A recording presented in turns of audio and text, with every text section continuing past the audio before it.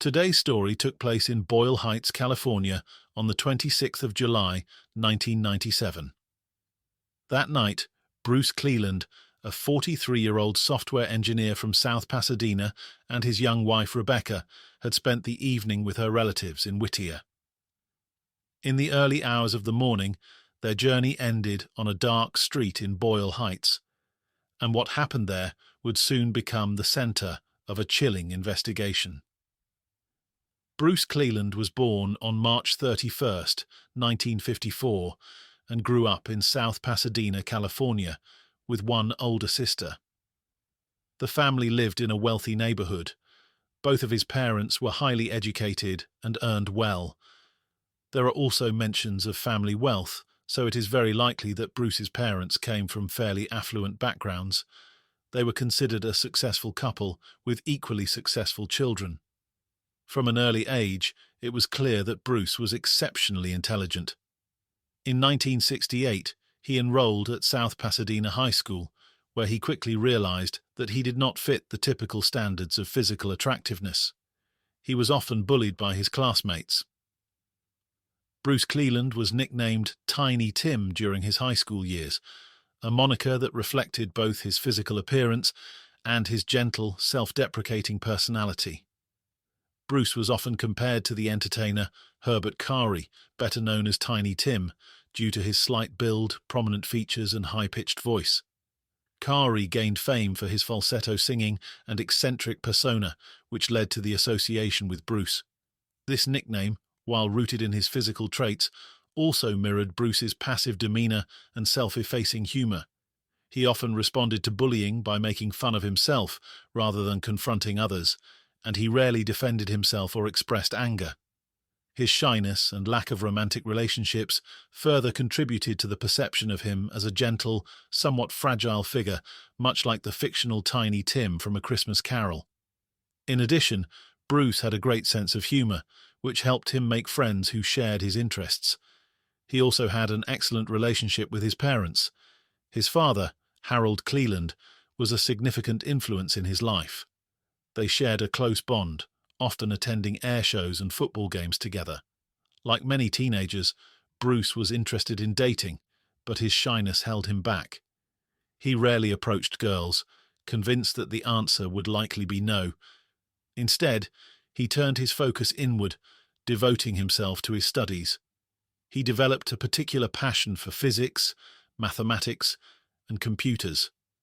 His dedication paid off, and he graduated from high school in June 1972 as an exceptional student. Bruce went on to attend Harvey Mudd College in Claremont, California. While he did explore social activities like drinking beer, these did not interfere with his academic performance. He earned a Bachelor of Science in June 1976 and then pursued a master's degree at Stanford University, graduating in 1978. After completing his studies, Bruce began his professional career at General Electric, moving to San Jose, California. He earned a substantial income and lived frugally, largely avoiding dating or social engagements, which allowed him to accumulate wealth.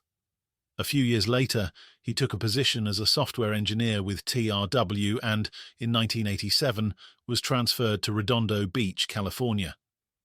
By then, Bruce was earning over $100,000 per year. His work included occasional overseas trips performing classified assignments for the U.S. military. Bruce was known for his frugal lifestyle, a trait that extended to his approach to car ownership.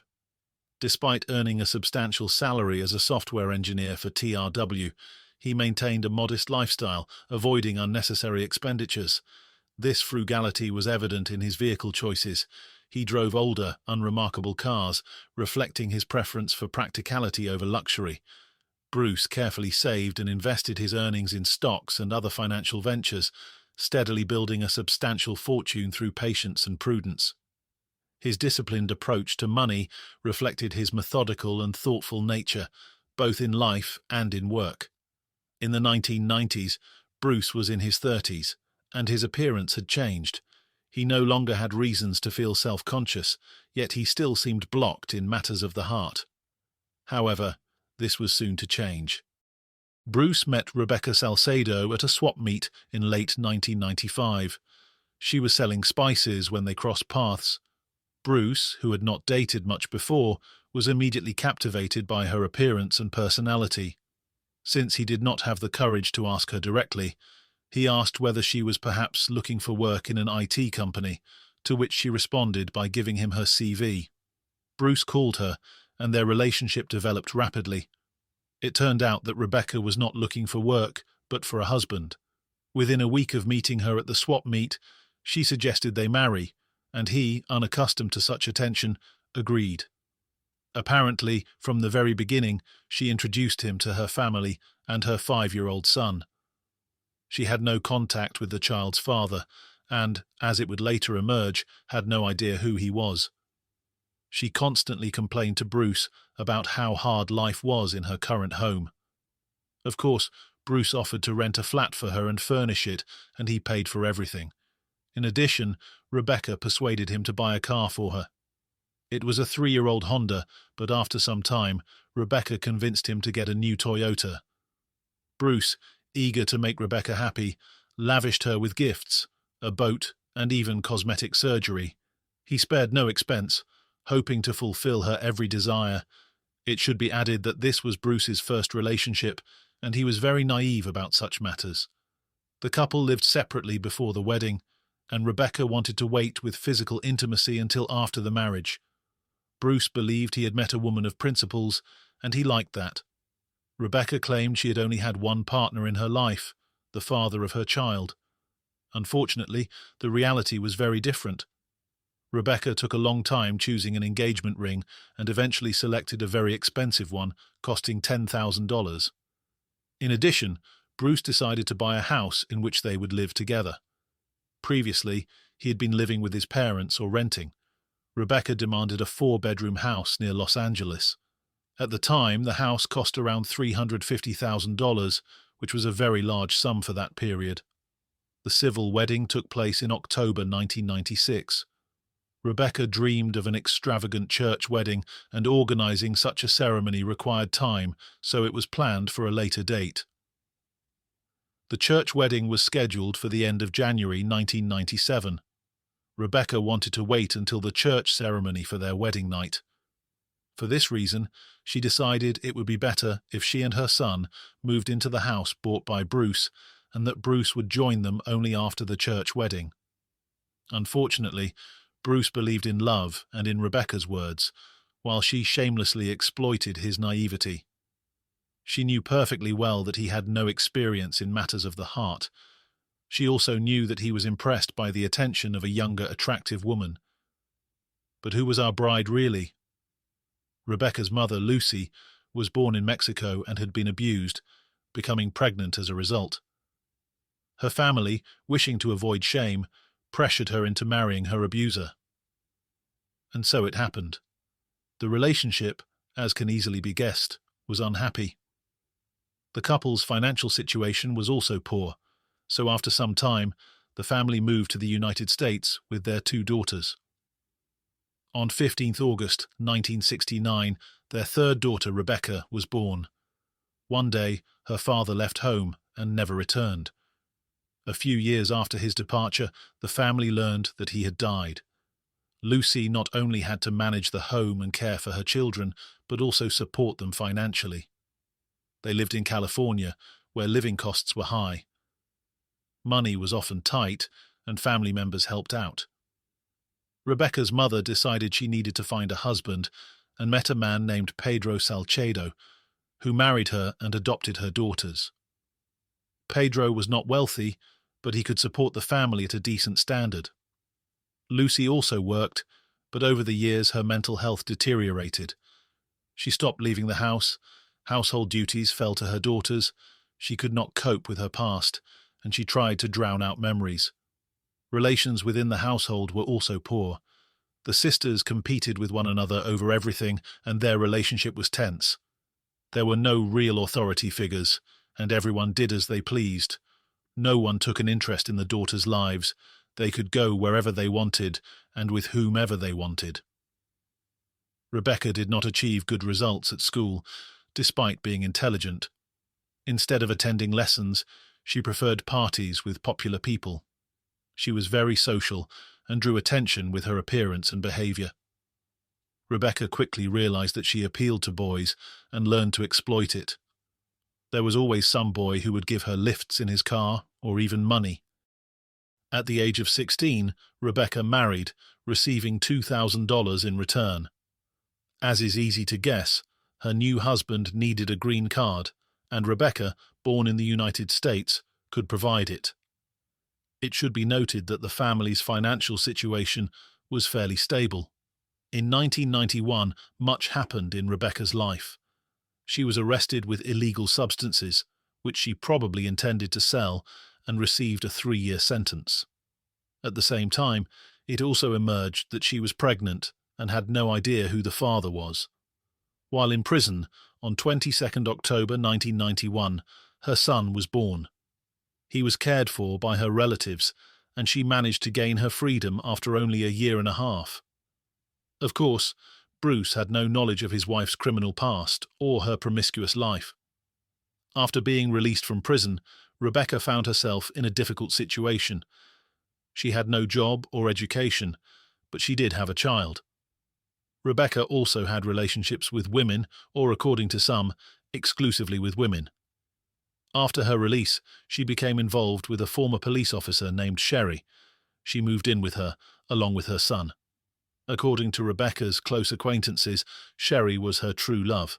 She even tattooed Sherry's name on her leg, and for a while they led a normal and peaceful life. Apparently, this was the happiest period in Rebecca's life, lasting from 1991 to 1994. Unfortunately, everything ended in 1994. Rebecca's mother, who, as we recall, was not in good mental health, decided to end her life. Rebecca took this very badly. Her behavior towards Sherry changed. She would become angry without reason, cause arguments, start going to parties, and see other people. For her girlfriend, this was too much, and the relationship ended. Rebecca then decided to seek out a naive man and, unfortunately, she found Bruce. From the very beginning, Rebecca sensed Bruce's nature and knew what life story to tell him so that he would fall in love with her. Returning to Bruce, as I mentioned earlier, he had to move out of his new home until the church wedding to comply with his new wife's invented rules. Meanwhile, Rebecca invited friends to the house, held parties, and even hosted her ex-girlfriend. She was not faithful to Bruce, and when he saw men leaving the house, she claimed they were her cousins. She cheated on him with multiple people, and naive Bruce believed her explanations. Finally, in January 1997, the church wedding took place. It was an extravagant ceremony. The couple appeared happy. Apparently, at her bachelorette party a few days earlier, Rebecca admitted that she did not love him and was with him only for money. The young couple went on a honeymoon to Hawaii. Even during this trip, Rebecca started calling friends and telling them intimate details of her life with her husband, portraying him in a negative light. She claimed it was the most humiliating experience of her life, not sparing any details. People around her believed that marriage would change Rebecca and that she would try to create a good relationship, since her husband was very good to her. Bruce tried very hard. He cared deeply for his wife. He was a loyal and loving husband. Unfortunately, Rebecca did not even attempt to create the appearance of a successful marriage. She quickly began seeing other people behind her husband's back. As soon as they returned from Hawaii, she went to parties and spent Bruce's money. Her husband either did not notice or did not want to see it. He increasingly avoided the home and was rarely there.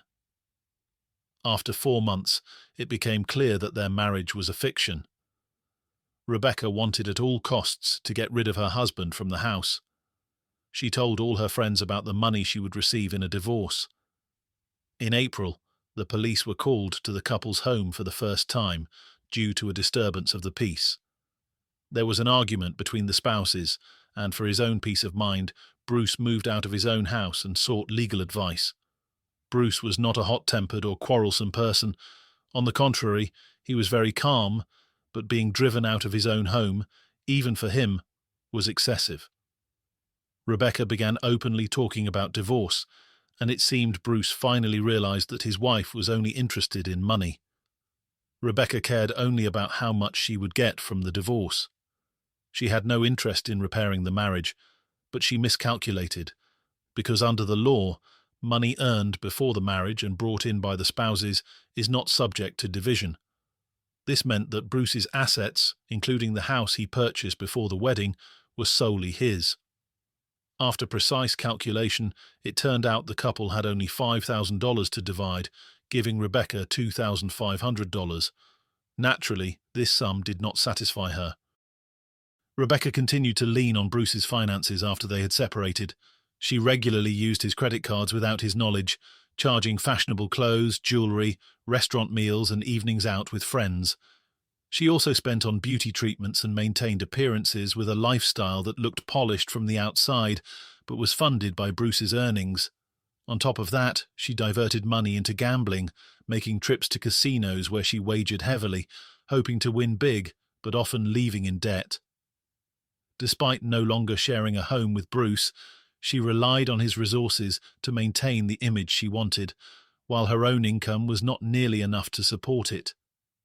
At this time, Bruce was living with his parents.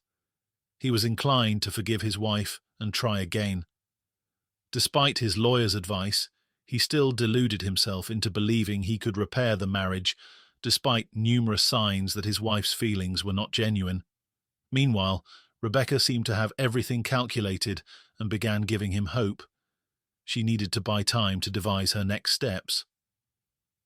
On Friday morning, 25th of July 1997, Rebecca called her husband to say that she had reconsidered and would like to discuss repairing their marriage. Rebecca had calculated that it would be more profitable for her to stay married. Bruce was overjoyed. The couple planned to have dinner at the restaurant where they had their first date. That evening, Bruce picked up Rebecca, and at 9:30 p.m. they arrived at the restaurant. They left the venue at 10:30 p.m. At Rebecca's suggestion, they then went to her uncle's house. He had been like a father figure to her for many years. They sat and talked, behaving quite normally. Around 1 a.m., they said their goodbyes and left, heading towards home. Rebecca was driving. They came down to an isolated area, and Rebecca indicated that she needed to get out of the car to check the tailgate. Bruce was sitting in the passenger seat when suddenly someone shot him. Bruce got out of the car and began to run, but he was struck again in the back. As he fell, someone approached from behind and shot him in the head. The incident was witnessed by a nearby resident named Virginia, who saw part of the horrific scene through her window and immediately called the police. When officers arrived at the scene, they found an open car on the roadside, a woman sitting in front of the hood, and a man lying a few meters away. Tragically, it was too late to save Bruce. The only witness to the event was Rebecca, or so it initially seemed. She claimed that she had been hit on the head and lost consciousness, so she could offer little help. She had no idea who had approached and killed her husband. Reportedly, she did not appear upset or distressed. Rebecca stated that someone had probably tried to steal their car, and when she regained consciousness, she noticed that her diamond ring was missing, suggesting a robbery motive. However, officers quickly noticed that her handbag and phone were still in the car. Bruce's wallet was in his pocket with cash inside, so a financial motive seemed unlikely. Rebecca complained of a head injury, but medical examinations did not confirm this. Rebecca described the incident calmly, frequently interrupting with personal anecdotes, for example, talking about the restaurant they had visited and their first date, how she had dressed, and other unnecessary details focused entirely on herself. It became clear that she wanted to be the center of attention, which the police found suspicious. A rapid background check revealed the state of the couple's relationship. People were eager to share stories about Rebecca's excesses. It quickly emerged that the couple had been planning a divorce, and that Rebecca was primarily interested in money. It also turned out that at the end of June, 6 months after the wedding and 1 month before Bruce's murder, Rebecca had taken out an insurance policy on him, forging his signature. The total value of the policies was about $1 million, and she would also inherit his house and all his possessions. This scenario was more profitable to her than divorce. It soon became clear that Bruce had no enemies. Witnesses were found who could describe the attacker, who was reportedly a young man of Latin descent. Officers began looking for such individuals in the victim's wife's circle. From the outset, it was suspected that Rebecca was involved. Her phone records showed that she had contacted a man named Alvaro Quesada shortly before and after the murder. He turned out to be her cousin and matched the description of the assailant. Over time, all suspicions pointed to Rebecca as orchestrating her husband's murder. She had no head injuries on the day of the attack, and the ring that was supposedly stolen was seen on her finger afterwards. Witnesses also heard a conversation between two people, one of whom was certainly a woman. This indicated that Rebecca was speaking with the perpetrator at the time. Eventually, the key evidence emerged: the perpetrator himself. Rebecca's cousin Alvaro confessed that he had carried out the murder at her behest. His brother José also admitted involvement. The three were arrested. Rebecca did not confess, but witnesses and evidence implicated her. In June 2000, Rebecca Cleland, along with her cousins Alvaro and José Quesada, was convicted of first-degree murder and conspiracy to commit murder. The jury found true the special circumstances of murder for financial gain and lying in wait. Rebecca Cleland remains incarcerated at the California Institution for Women in Corona, while her cousins, Alvaro and José Quesada, are serving life sentences without the possibility of parole in California state prisons. Bruce Cleland's parents, Harold and Theda Cleland, were deeply affected by their son's tragic death. They had initially been surprised by Bruce's rapid engagement to Rebecca Salcedo and had tried to dissuade him from marrying her. Despite their concerns, they supported the couple's wedding. After the marriage, they noticed a shift in Bruce's demeanor as he became increasingly unhappy and withdrawn. He eventually confided in them that he intended to file for divorce. Bruce's sister passed away from cancer in June 1996 at the age of 40. Her death had a profound impact on Bruce, leading him to reconsider his life choices. According to his mother, Theda Cleland, Bruce began to think that if he died, he would be all alone, which may have influenced his decision to marry Rebecca Salcedo shortly thereafter. His parents were present during the trial, and after the guilty verdicts were returned, embraced and shook hands with the jurors outside the courtroom. Harold Cleland remarked, "She planned it from the beginning," expressing his belief that Rebecca had meticulously orchestrated the crime. The Clelands had always viewed Bruce not just as a son, but as a true friend, and they were heartbroken by the betrayal and loss. Rebecca Cleland was sentenced to life in prison without the possibility of parole after her retrial in 2003. Those who knew Bruce remembered him as a brilliant, kind and gentle man, someone who quietly navigated life's challenges with intelligence and integrity. His tragic death at the hands of those he trusted shocked everyone who knew him, leaving a lasting mark on his family and the community. Bruce's story is a sobering reminder of how trust can be manipulated and how greed can destroy lives. Thank you for listening to this sad story, and until next time.